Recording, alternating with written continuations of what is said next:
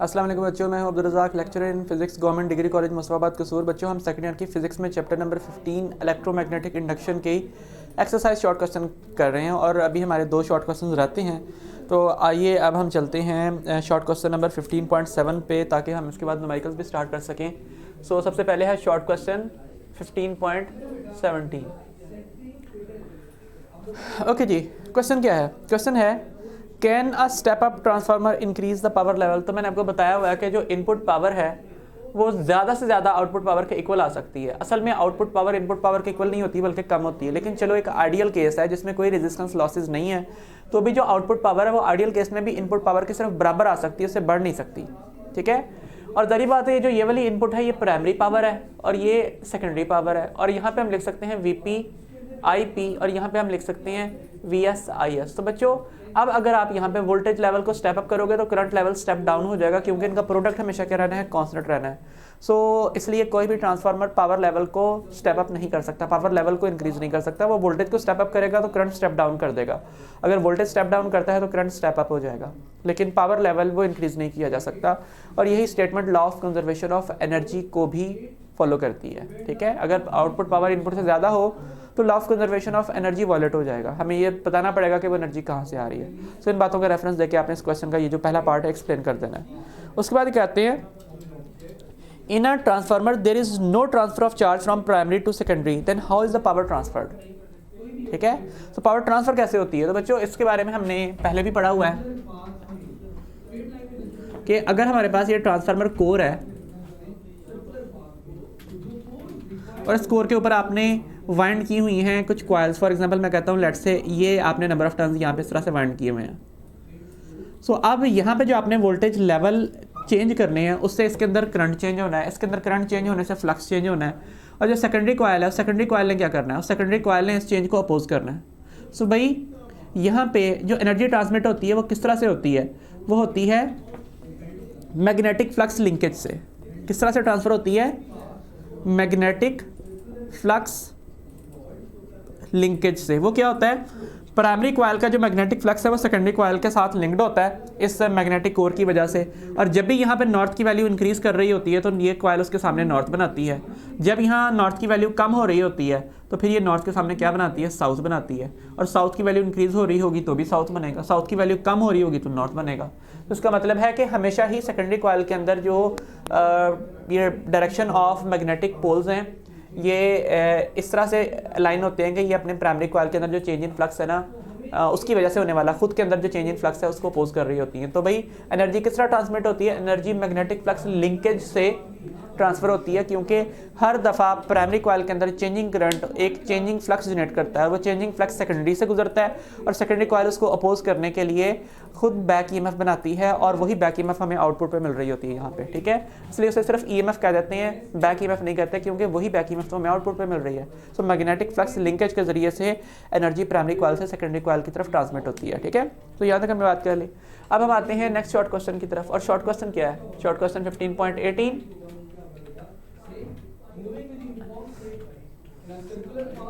when the primary of a transformer is connected to AC means the current in it is very small when secondary current is open but increases when secondary circuit is closed. Explain these facts. तो भाई पहली बात तो ये है कि यहीं पे मैं दोबारा से वही कॉइल बना रहा हूँ कि अगर कॉइल इस तरह से मौजूद है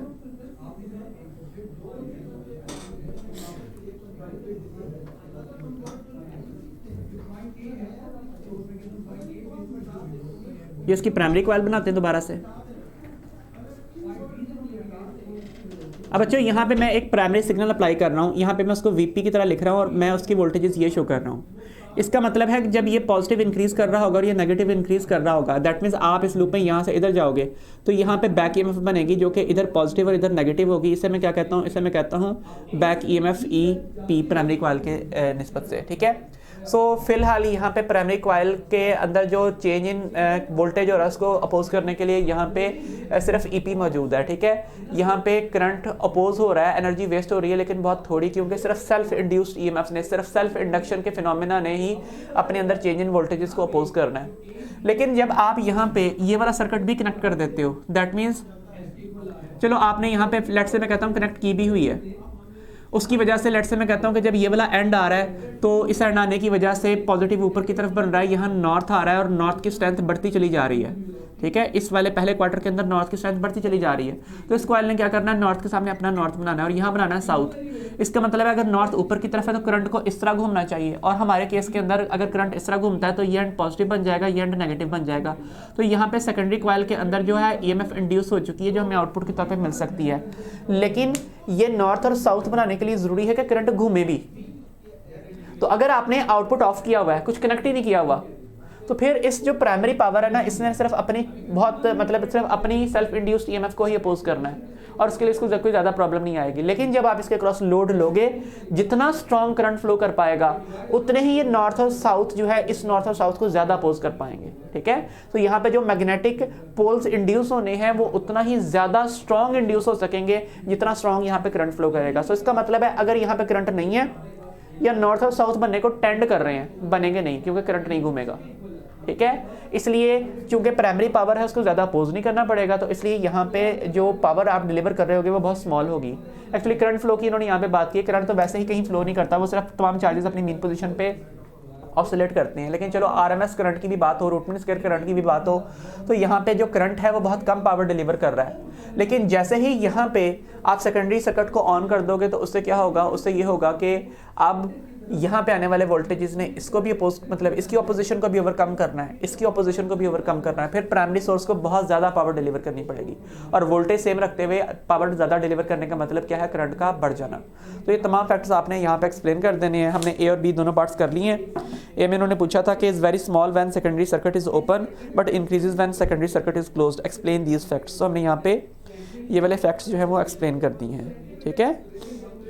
तो बच्चों अब हम चलते हैं अपने नेक्स्ट पार्ट की तरफ, और वो नेक्स्ट पार्ट क्या है, वो है एक्सरसाइज के न्यूमेरिकल्स, ठीक है।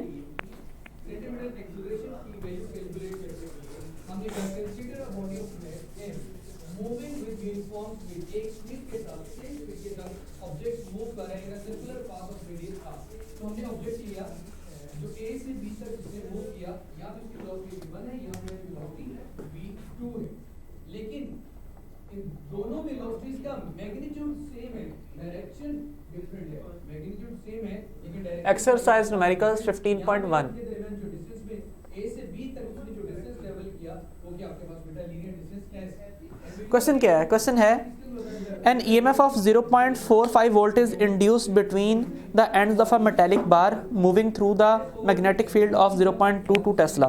इसका मतलब है कि हमें यहाँ पे कहा गया कि एक EMF इंड्यूस हो रही है जिसकी वैल्यू है 0.45 वोल्ट, जब वो किसी ऐसे मैग्नेटिक फील्ड में चलती है जिसकी स्ट्रेंथ 0.22 टेस्ला है।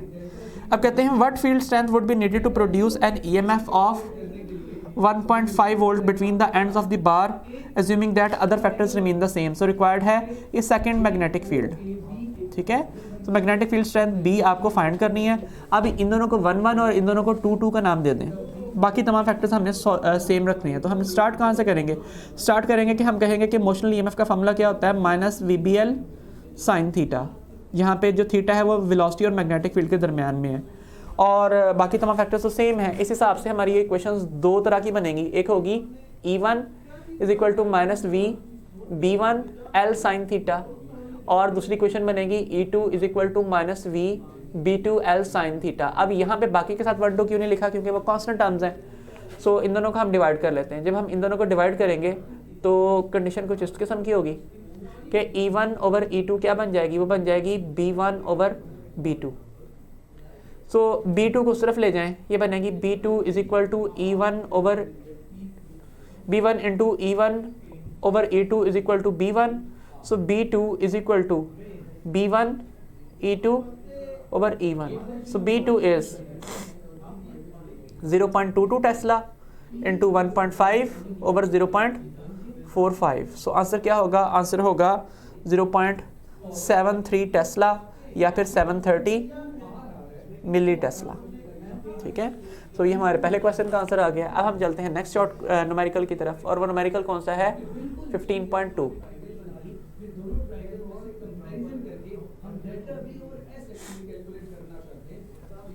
क्वेश्चन क्या है, the magnetic flux density B in a region between the pole faces of a horseshoe magnet is 0.1 0.5 weber per metre square directed vertically downward. उसका मतलब है कि हमारे पास जो मैग्नेटिक फील्ड स्ट्रेंथ है वो कितनी है, वो है 0.5 वेबर पर मीटर स्क्वायर। और इस क्वेश्चन के मुताबिक वो जिस रीजन में है वहाँ पे मैग्नेटिक फील्ड की डायरेक्शन क्या है, वो वर्टिकली डाउनवर्ड है। सो मैग्नेटिक फील्ड की डायरेक्शन यहाँ पे मैं इस लाइन से शो कर रहा हूँ कि ये है मैग्नेटिक फील्ड की डायरेक्शन, ठीक है।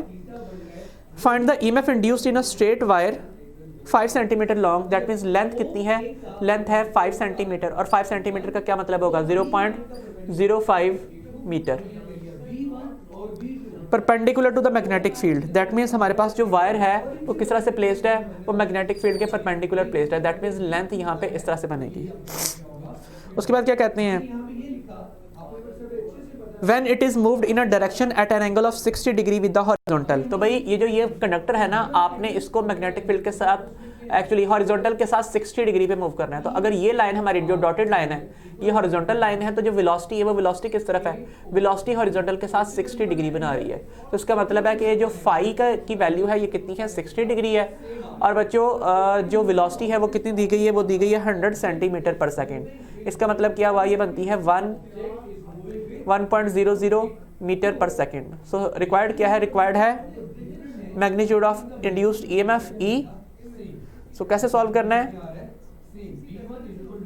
इसका तरीकाकार है कि आप अगेन मोशनल EMF का फॉर्मूला लगाएं। वो क्या होगा, is equal to minus VBL sine theta.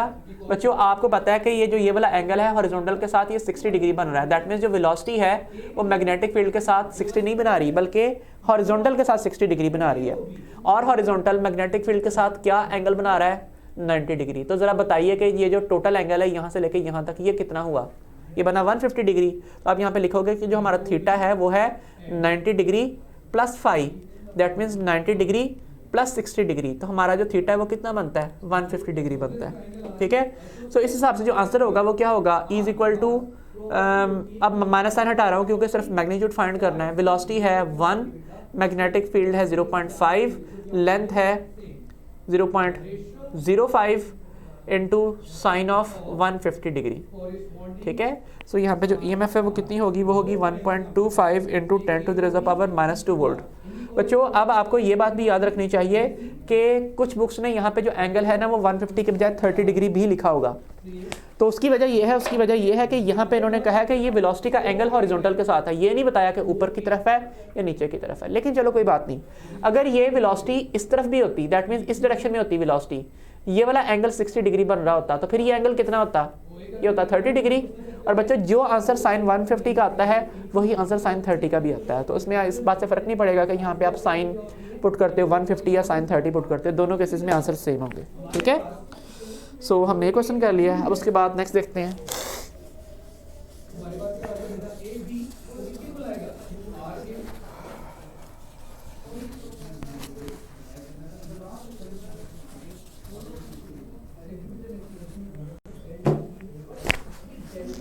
15.3 A coil has 10 loops.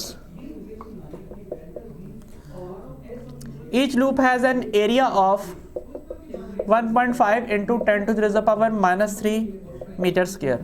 A magnetic field perpendicular to the surface of each loop. That means अगर हमारे पास ये कोई लूप है, फॉर एग्जांपल मैं कहता हूँ ये लूप इस तरह से बनी हुई है, तो जो मैग्नेटिक फील्ड है वो क्या है, वो इस लूप के साथ परपेंडिकुलरली अप्लाइड है, ये मैग्नेटिक फील्ड है। तो ये उन्होंने क्या कहा है, the magnetic field perpendicular to the surface of each loop at all time. That means ये इसके साथ तो 90 डिग्री बना रही है, लेकिन जो नॉर्मल टू द सरफेस है उसके साथ क्या बना रही है, 0 डिग्री। इस हिसाब से जो थीटा लिखना है वो हमने 0 डिग्री लिखना है, क्योंकि मैग्नेटिक फ्लक्स के फार्मूले में मैग्नेटिक फील्ड और नॉर्मल में एंगल होता है, ना कि सरफेस में और मैग्नेटिक फील्ड में एंगल होता है। सो ये बात कर ली हमने। उसके बाद क्या कहते हैं, if the magnetic field is change from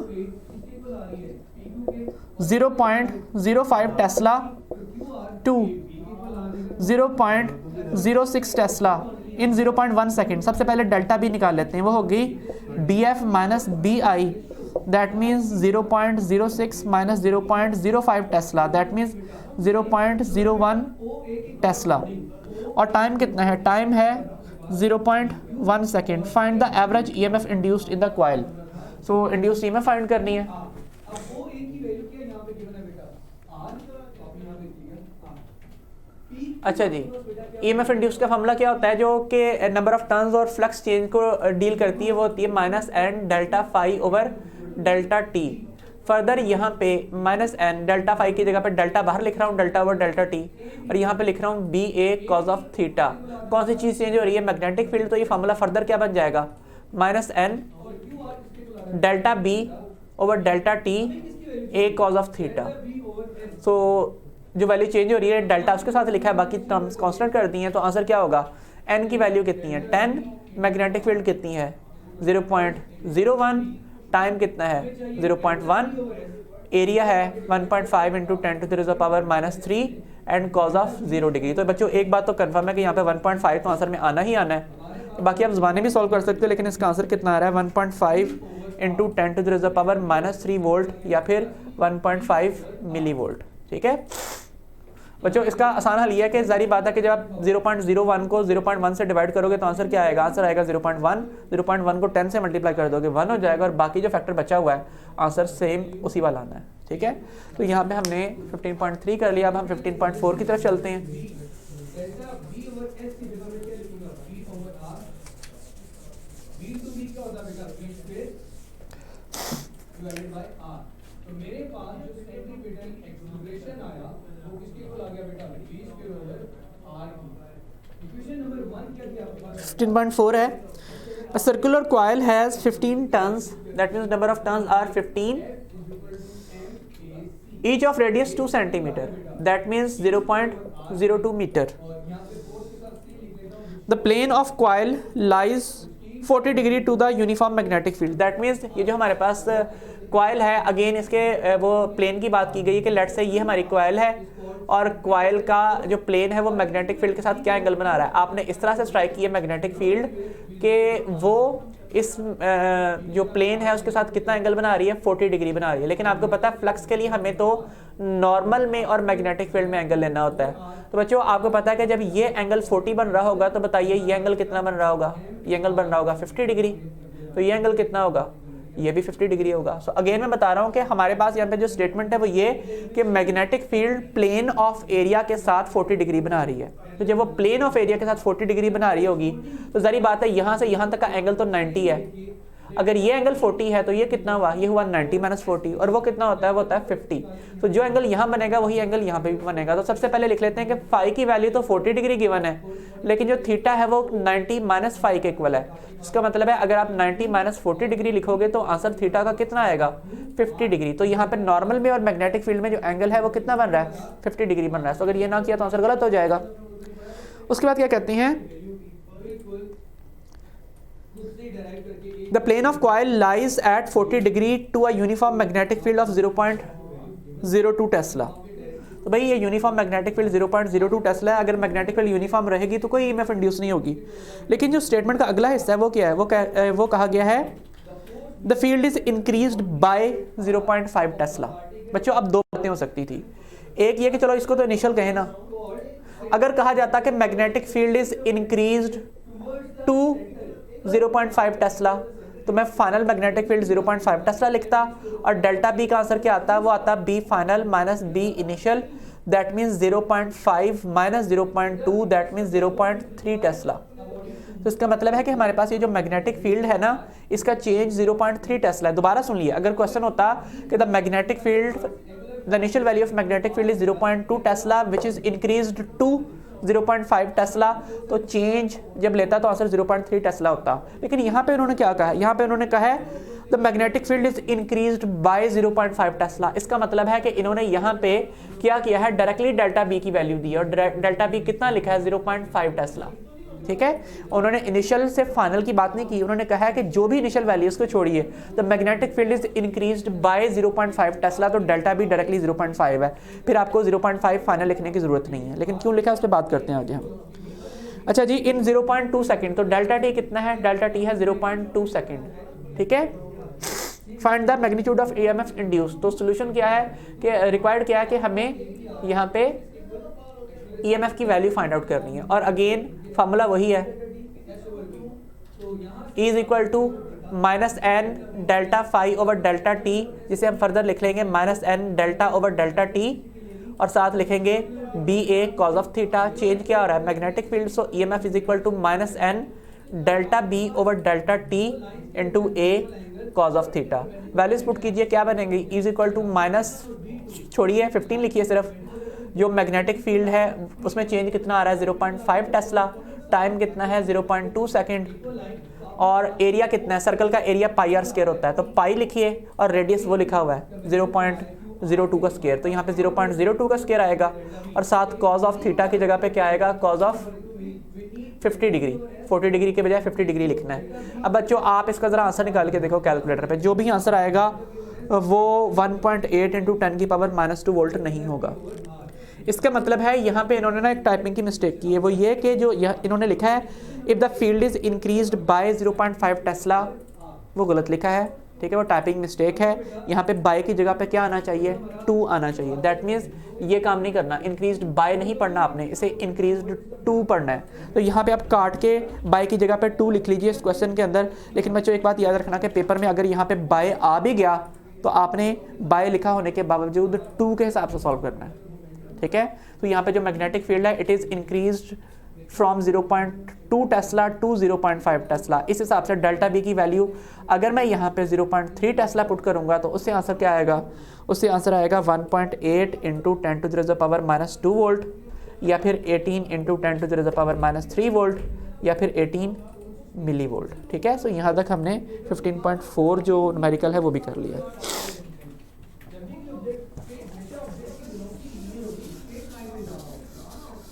अर्थ की ग्रेविटेशनल फोर्स किसी भी ऑब्जेक्ट को खींच के उसकी अपने सेंटर की तरफ, जब वो स्ट्रेट लाइन से जाकर सेंटर की तरफ कर्व बनाता है तो पूरे सर्कल में कर्व बनेगा ये।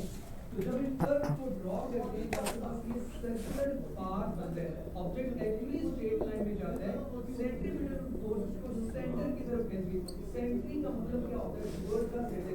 15.5 2 coils are placed side by side. An EMF of 0.8 volt is observed in one coil when current is changing at the rate of 200 ampere per second in other coil. तो that means हमारे पास जो EMF induced in secondary है उसकी value कितनी है, वो है 0.8 वोल्ट, और जो करंट चेंज हो रहा है वो क्या हो रहा है, delta I P over delta T, उसकी वैल्यू कितनी है, वो है 200 ampere per second. What is the mutual inductance of 2 coils? So required is mutual inductance between 2 coils M, ठीक है। सॉल्व कर लेते हैं, क्या आंसर आएगा, E S is equal to -m delta I P over delta T, या फिर m is equal to -es over delta I P over delta T. इसमें वैल्यूज पुट कीजिए, नेगेटिव साइन हटा लीजिएगा क्योंकि हमें ऑपोजिशन से फिलहाल गर्ज नहीं है। सो m इज 0.8 ओवर 200, तो आंसर क्या होगा, आंसर होगा 4 into 10 to the power -3 henry, या फिर 4 मिली हेनरी, ठीक है। तो ये हमारे पास आंसर आ गया। अब हम करते हैं 15.6।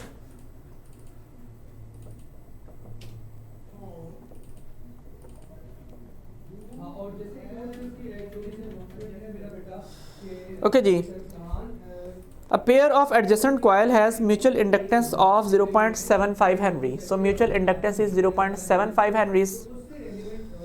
If the current in the primary coil changes from 0 to 10 ampere, I initial 0 ampere, I final 10 ampere. Delta I is I final minus I initial, that is 10 minus 0, that means 10 amperes in 0.025 seconds. So delta T is 0.025 seconds. What is the average induced EMF in the secondary?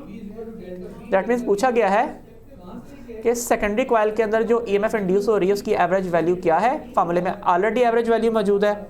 What is the change in flux in the secondary if the secondary has number of turns 500? That means अगर secondary के number of turns कितने हैं, 500 turns हैं, तो बताइए कि जो secondary के अंदर फ्लक्स चेंज हो रहा है वो कितना है, ठीक है।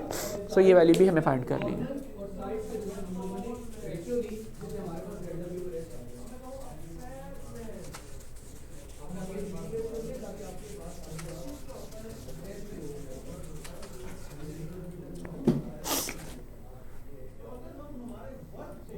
ओके जी, सॉल्व करते हैं। सबसे पहले म्यूचुअल इंडक्शन वाला फार्मूला, म्यूचुअली इंड्यूस्ड ईएमएफ का फार्मूला यूज़ करते हैं।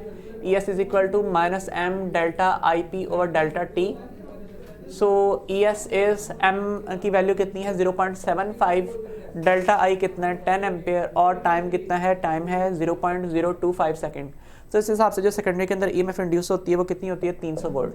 अब अगर Faraday's law of electromagnetic induction use किया जाए तो वो फार्मूला क्या है, वो फार्मूला इस तरह से लिखा जाएगा। तो अगर आपको डेल्टा फाई एस निकालना है तो बाकी टर्म्स उस तरफ ले जाएं, ये डेल्टा टी उधर जाके मल्टीप्लाई हो जाएगा, NS उस तरफ जाके डिवाइड हो जाएगा और यहाँ पे अकेला डेल्टा फाई बचेगा जिसको मैं यहाँ पे लिख रहा हूँ डेल्टा फाई एस। और इस साथ बेशक आप यहाँ पे माइनस साइन भी लगा दीजिए जो कि आपने न्यूमेरिकल वैल्यूज पुट करते हुए यहाँ से हटा लेना है। So delta phi S is equal to minus sign हटा रहे हैं, ES की वैल्यू कितनी है 300 वोल्ट, साथ है 0.025 ओवर नंबर ऑफ टर्न्स 500। तो बच्चों इसका आंसर कितना होगा, इसका आंसर होगा 1.5 into 10 to the power -2 weber या फिर 15 मिली वेबर। ठीक है, सो ये हमारे पास फ्लक्स चेंज आ गया।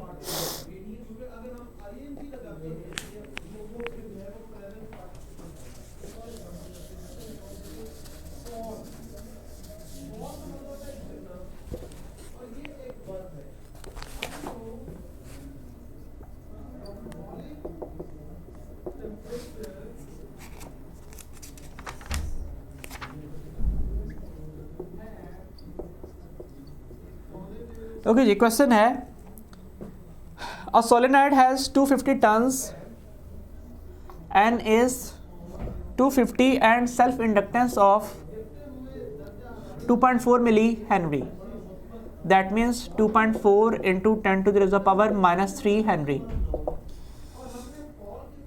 What is the flux through each turns when the current is 2 ampere, that means जब I की वैल्यू 2 एम्पेयर है तो उस वक्त बताइए इसमें से गुजरने वाला कांस्टेंट फ्लक्स कितना है, दैट मीन्स फाई की वैल्यू बताइए। उसके बाद नेक्स्ट क्वेश्चन ये है what is the EMF induced when the current changes at, that means अगर डेल्टा I वो 20 एम्पेयर पर सेकंड हो तो फिर बताइए कि जो EMF इंड्यूस्ड है वो सेल्फ इंड्यूस्ड EMF उसकी वैल्यू कितनी होगी। बच्चों मीनवाइल आपके जो क्वेश्चन है वो काइंडली टाइप कर दें। और बच्चों कोई चीज़ इस चैप्टर में भी तक रहती है, पिछली जो प्रीवियस टॉपिक्स हमने पढ़े हैं तो वो भी काइंडली टाइप कर दें।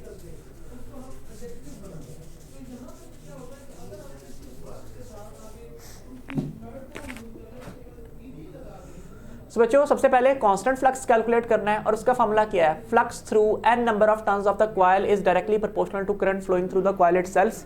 ये हमने सेल्फ इंड्यूस्ड EMF के टॉपिक में पढ़ा हुआ है और इस क्वेश्चन में जो कांस्टेंट आता है वो आता है सेल्फ इंडक्टेंस। अब अगर आपको फाई फाइंड करना है कांस्टेंट तो क्या आएगा Li over n। So phi क्या बन जाएगा, वो बनेगा 2.4 into 10 to the power -3, I की वैल्यू है 2 और नंबर ऑफ टर्न्स कितनी है 250। सो इस हिसाब से जो आंसर बनता है वो कितना बनता है फाई का 1.92 into 10 to the power -5 webers. ठीक है, तो ये हमने निकाल लिया। उसके बाद क्या है EMF इंड्यूस, तो सेल्फ इंड्यूस्ड EMF का फॉर्मूला क्या होता है -L delta I over delta T. So EL is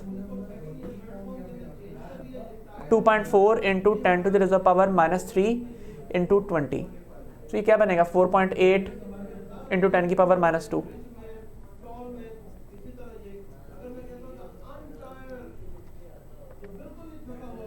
या फिर आप इसे 48 इंटू 10 की पावर -3 वोल्ट भी लिख सकते हैं और इसे फर्दर 48 मिली वोल्ट भी लिखा जा सकता है। ठीक है, सो यहाँ तक हमने न्यूमेरिकल 15.7 कर लिया। अब हम चलते हैं अपने नेक्स्ट न्यूमेरिकल की तरफ, न्यूमेरिकल 15.8।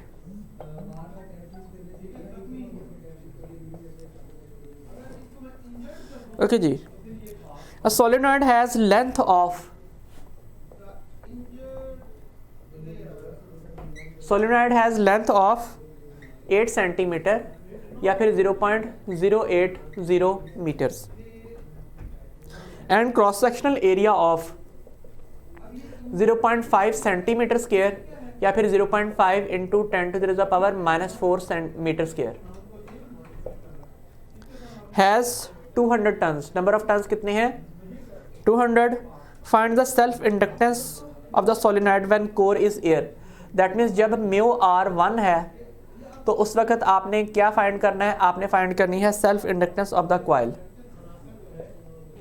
उसके बाद if the current in the solenoid increased through 1.5 ampere, that means delta आई अगर 1.5 एम्पियर है कितनी देर में, 0.2 सेकेंड में, find the magnitude of EMF induced in it. So EMF induced भी फाइंड करनी है, सेल्फ इंड्यूस्ड ईएमएफ। सो बच्चों सेल्फ इंडक्टेंस का फॉर्मूला क्या पड़ा हुआ है, N square mu naught mu R A L, क्योंकि एयर कोर है तो म्यू आर की वैल्यू तो 1 हो जाएगी, लेकिन इस एन की जगह पे हम पुट कर लेते हैं N square over L square, mu naught mu R अब नहीं लिख रहा हूँ, ए इंटू एल, तो इस लेंथ को इससे काटते हैं, क्या फॉर्मूला बन गया, N square over L mu nought A. So ये फॉर्मूला बन जाएगा 200 square over 0.08 into 4 pi into 10⁻⁻7 weber per ampere per metre, और एरिया कितना है 0.5 into 10⁻⁻4 metre square. So self inductance will be 2.12 into 10⁻⁻4 henry या फिर 212 माइक्रो हेनरी। सो ये इसकी सेल्फ इंडक्टेंस है। अब सेल्फ इंड्यूस्ड ईएमएफ फाइंड करनी है, और उसका फॉर्मूला क्या होता है, minus L delta I over delta T. So क्या बनेगा, E L is equal to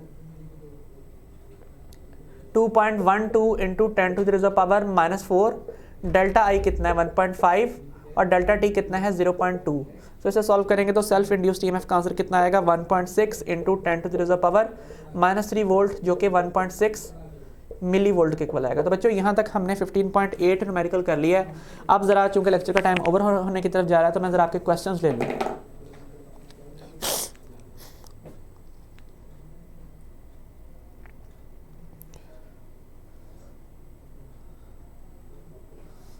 जो कोई क्वेश्चंस हैं या कोई टॉपिक रह गया हमारे प्रीवियस जितना हमने पढ़ा है उसमें, तो काइंडली बता दें।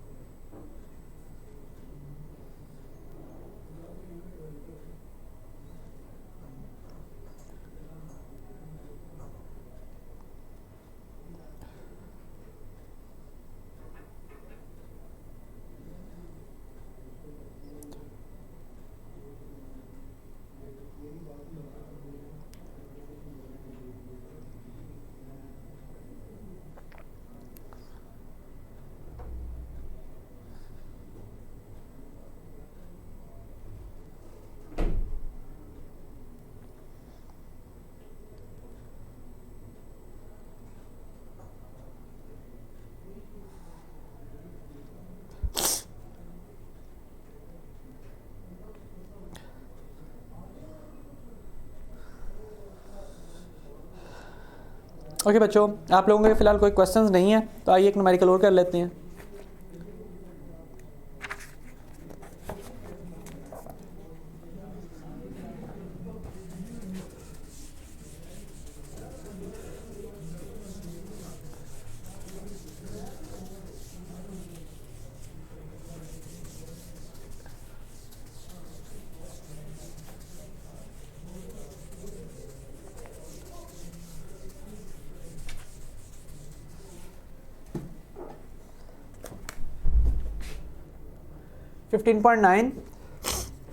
when current through a coil changes from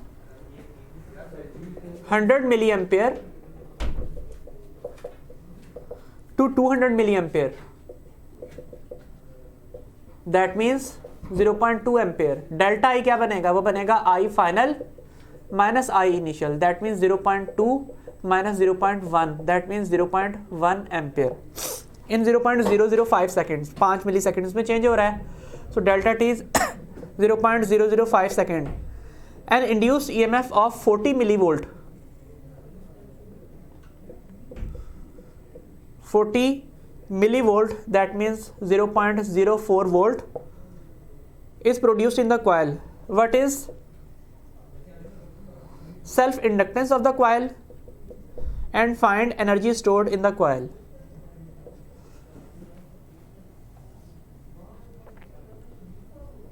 So बच्चों, सबसे पहले हम सेल्फ इंड्यूस्ड ईएमएफ का फॉर्मूला यूज करते हैं, minus L delta I over delta T. So L is E L over delta I over delta T. So L is 0.04 over 0.1 over 0.005, तो self inductance will B 2 × 10⁻³ Henry या फिर 2 milli henry. उसके बाद आपने energy store की value find out करनी है। उसका फॉर्मूला क्या होता है? वो होता है 1/2 Li²। तो भाई अब हमारे पास यहाँ पे 1/2 होगा और I की वैल्यू आई गेस फाइनल वाली वैल्यू पुट करनी होगी, क्योंकि जाहिर बात है करंट फाइनल जब है उस वक्त एनर्जी स्टोर की वैल्यू पूछी जाएगी। तो यहाँ पे जो सेल्फ इंडक्टेंस है उसको कितनी होगी? 2 × 10⁻³ और करंट कितना है? 0.2 का स्क्वायर। तो इसका नतीजा क्या होगा कि एनर्जी स्टोर कितनी होगी? एनर्जी स्टोर होगी 0. अच्छा बच्चों, आई थिंक यहाँ पे जो आई है वो एवरेज करंट है, आई थिंक फाइनल करंट था ये तो। सो इसका आंसर कितना होना चाहिए? इसका आंसर होना चाहिए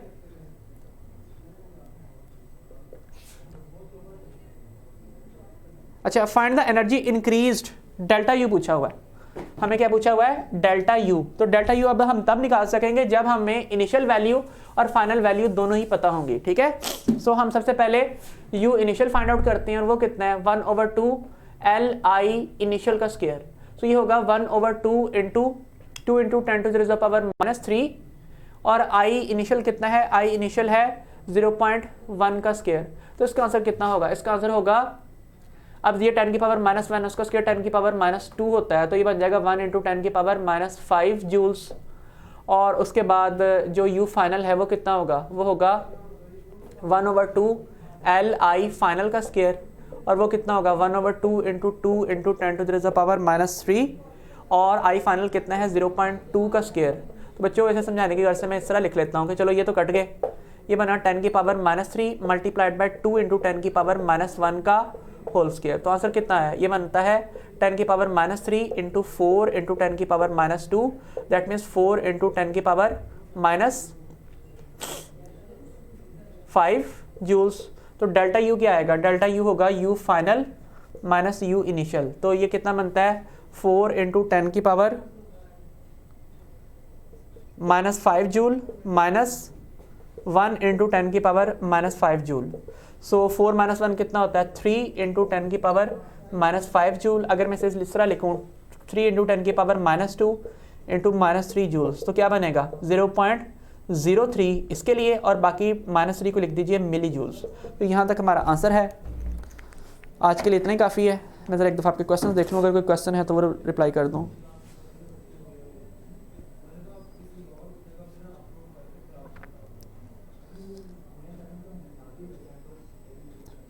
ओके बच्चों, आप लोगों को का कोई क्वेश्चन तो मुझे यहाँ पे नज़र नहीं आ रहा, तो इंशाल्लाह ताला हम कल बाकी के अपने नुमेरिकल्स करेंगे। फ़िलहाल के लिए इतना ही था। खुदा हाफिज़।